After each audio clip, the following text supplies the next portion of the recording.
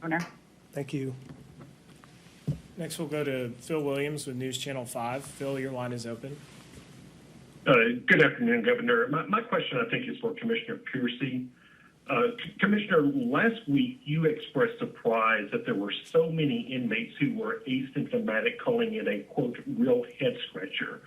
Yet in late March, you notified long-term care facilities that there was a real concern with asymptomatic residents.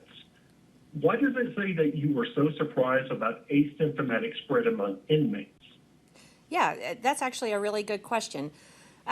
Elderly folks oftentimes have weaker immune systems, and it takes longer sometimes for them to show signs of illness, particularly this one. And so it's fairly well documented, not only for this infectious disease, but others, that they can have a longer pre-symptomatic or asymptomatic period. Now, I will clarify that elderly people are more likely to become symptomatic. It just takes longer, and that's a bit different than being asymptomatic. The thing that's still a head scratcher is why ostensibly younger and healthier inmate populations have such an incredibly high asymptomatic rate. And we're starting to see this all over the nation. Starting to see it not only in inmate populations, but in also in other very condensed, contained populations, even employer situations where people are very close to one another. So it's good that they're asymptomatic. It's just difficult to explain physiologically why younger, healthier people would have that type of asymptomatic behavior.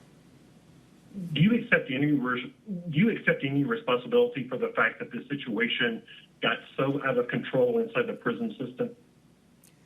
Oh, I'm not sure anybody did anything wrong there. In fact, I think we are on the forefront of testing proactively.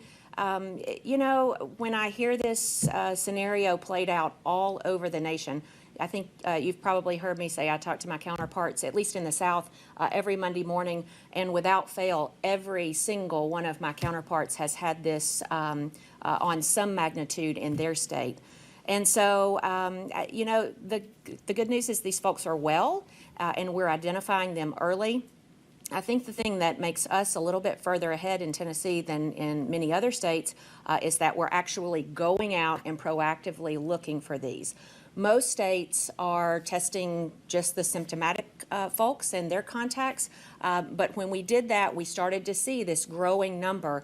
So I'm proud that we've taken the proactive step of testing the entire inmate population, because that's not only going to help us treat the positive ones sooner, if they become ill, it's going to help us protect the negative ones from becoming sick. And I have a very quick question on what Commissioner. On April 22nd, you said that the public, you told the public that any long-term care facility with 2 or more COVID cases must report those. But I checked your directive, and even one confirmed COVID case must be reported. Given how contagious this virus is, why can you not start listing the names of facilities that have even one case? One case is not a cluster, so we're listing cluster cases. And so 2 is by definition a cluster, and so that's how we report that. Quite frankly, it's going to be pretty unusual just to have one.